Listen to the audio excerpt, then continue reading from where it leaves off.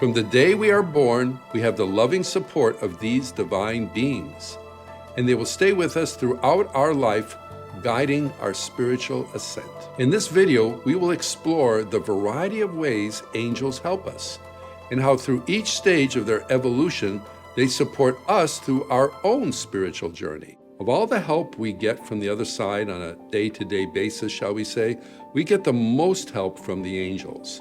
So I'm sharing with you today some very important truths about the angels, about their strength and the beauty and the majesty of them. But most important is, remember, they work with you. You are not alone in this world, even if it feels like it. The angels are there to help you. So it's a relationship though, and a relationship goes both ways. So the more you reach out to the angels, the more they can connect with you. Let's start with the first angelic level, the babies, the cherubs.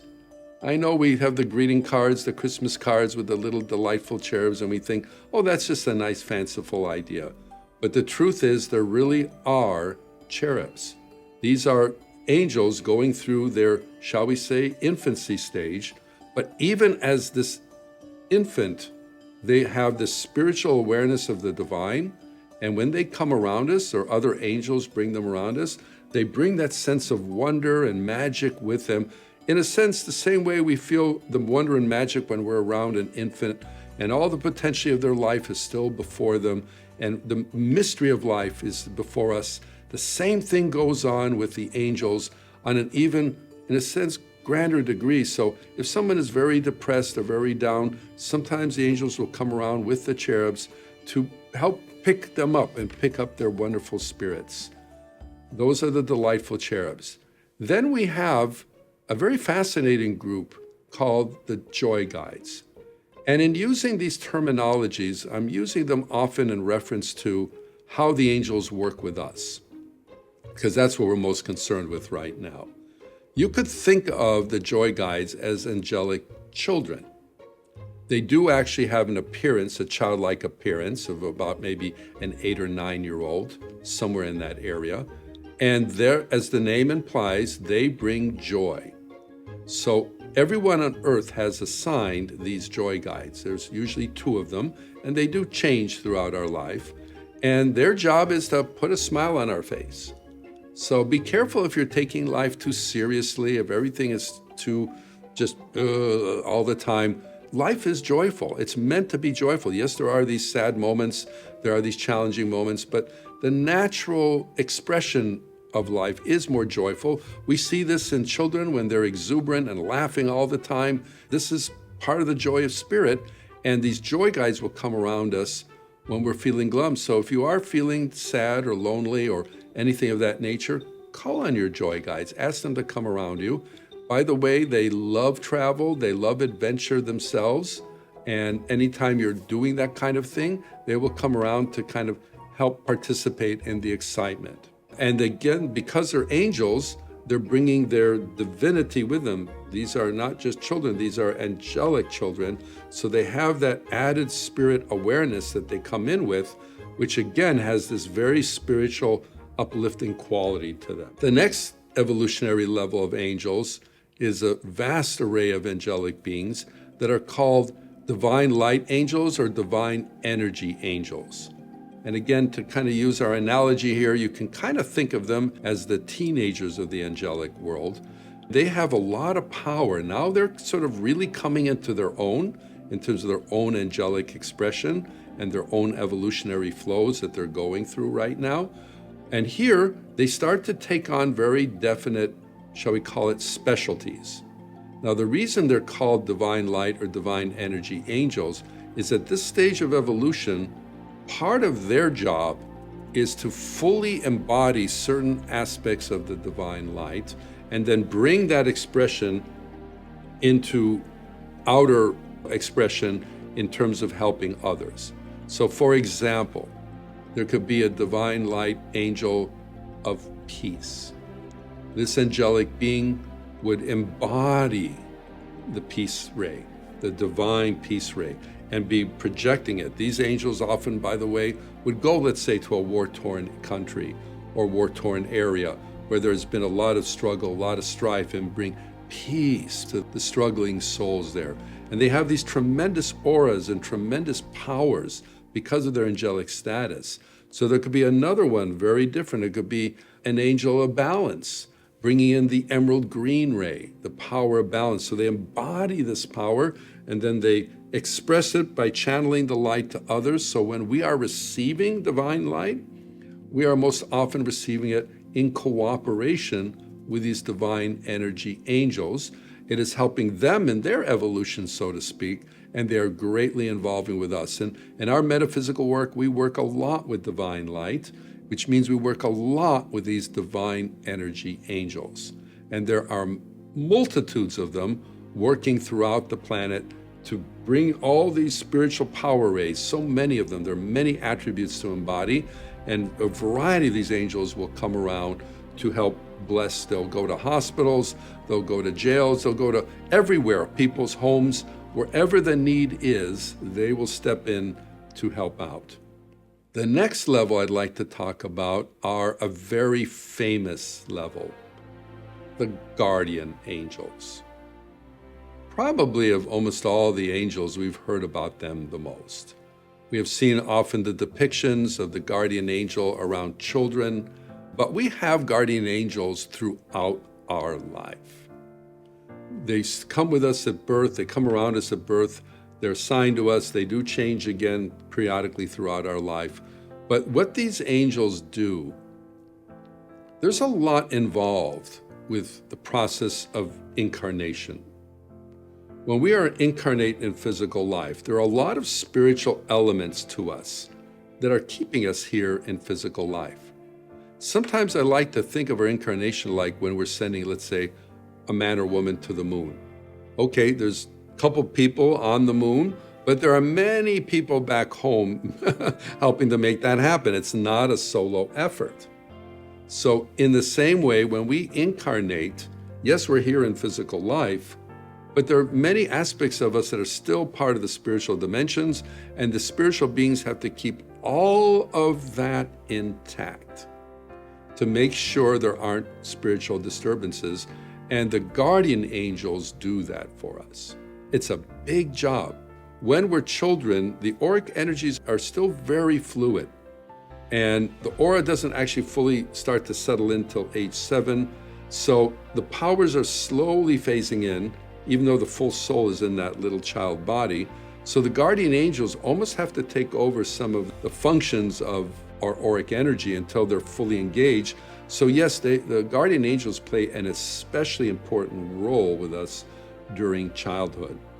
Now, some have asked, well, my guardian angel didn't do a very good job. I was in this horrible accident and this happened and all this. So we have these guardian angels, why aren't they protecting us from, adversity?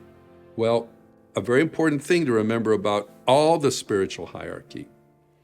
They are here to help us, they're here to support us, but they can't do the growing for us. They cannot interfere with normal life activities because we are not going to learn and grow. If they constantly pull our chestnuts out of the fire, so to speak, we are not going to go through the opportunities and challenges of life. So they have to work within the karmic parameters of what our destiny is for a life, what our karma is for that life.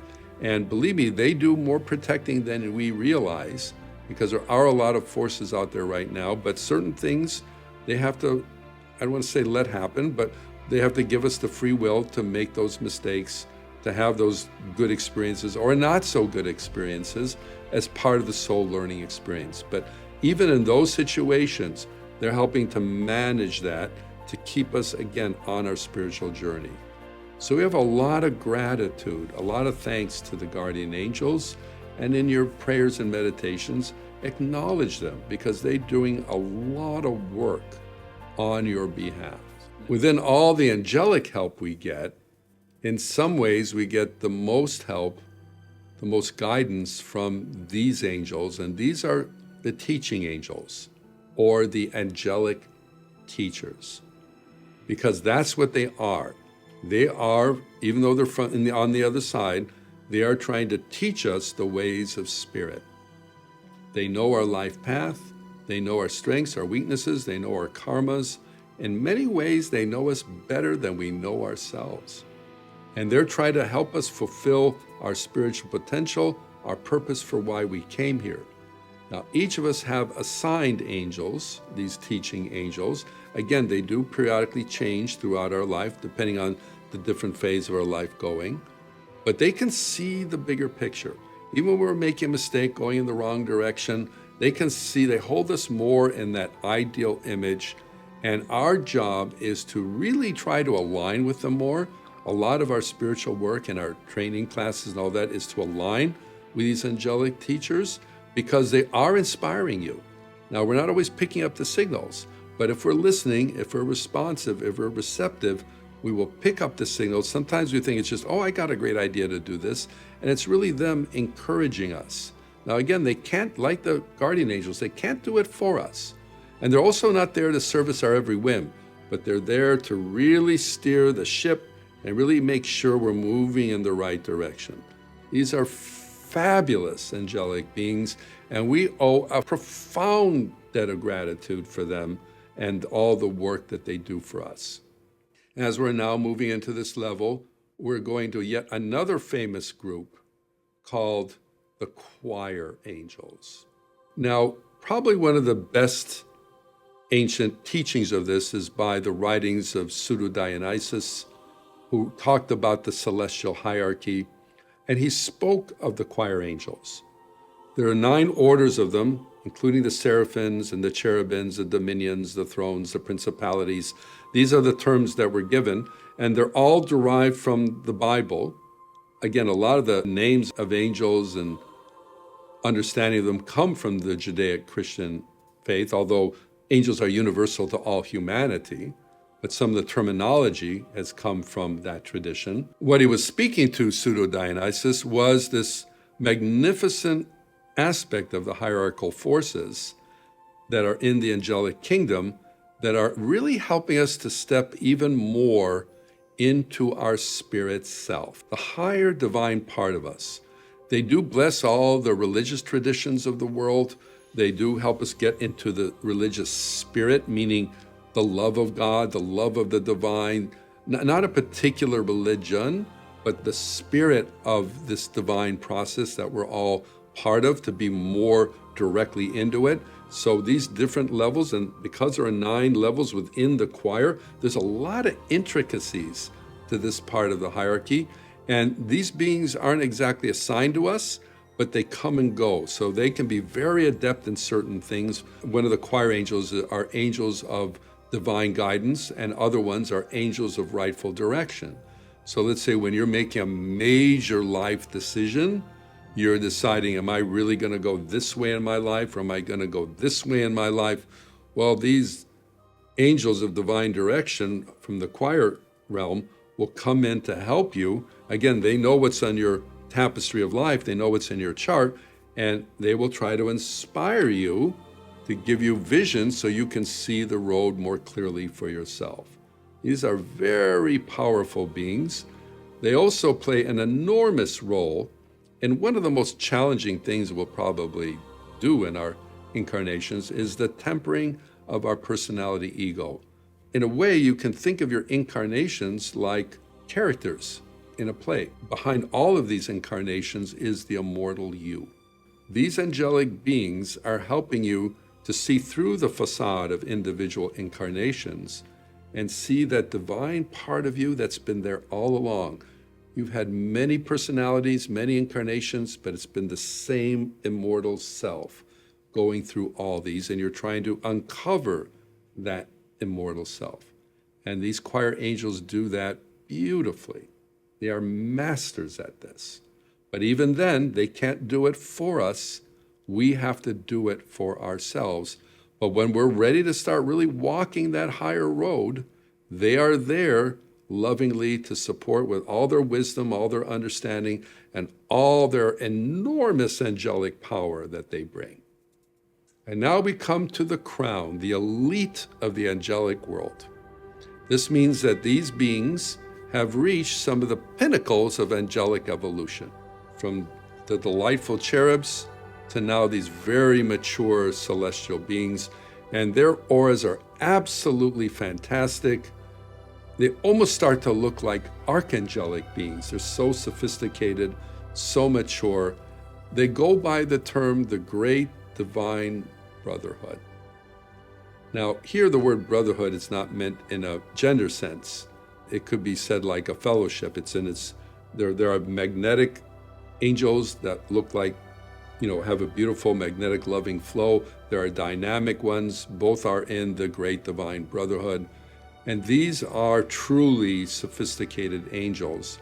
Now, again, in relationship to how they help us, these angels really come into the picture as we are reaching our own spiritual maturity, as we are reaching our own divine enlightenment.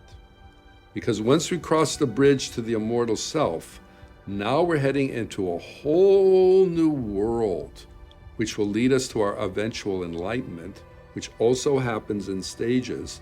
And then these celestial beings, interestingly enough, in their own mature status, are helping us reach that higher advanced enlightenment, but not just reach it. How do we express ourselves once we're in that great enlightened state? So when you're talking about someone like Siddhartha that became the Buddha, by the time he was the Buddha, you better believe these great divine brotherhood angels were working a lot with him personally to keep developing his spiritual skills, as well as other celestial beings that came in to help him with the glorious mission that he was on. So I'm sharing with you today some very important truths about the angels, about their strength and the beauty and the majesty of them. But most important is, remember, they work with you. You are not alone in this world, even if it feels like it. The angels are there to help you. So it's a relationship though, and a relationship goes both ways. So the more you reach out to the angels, the more they can connect with you. And that helps lift all humanity. If you want to learn more about the angels and the spiritual hierarchy, please check our book out, Communing with the Divine, and please subscribe to our channel for more videos like this.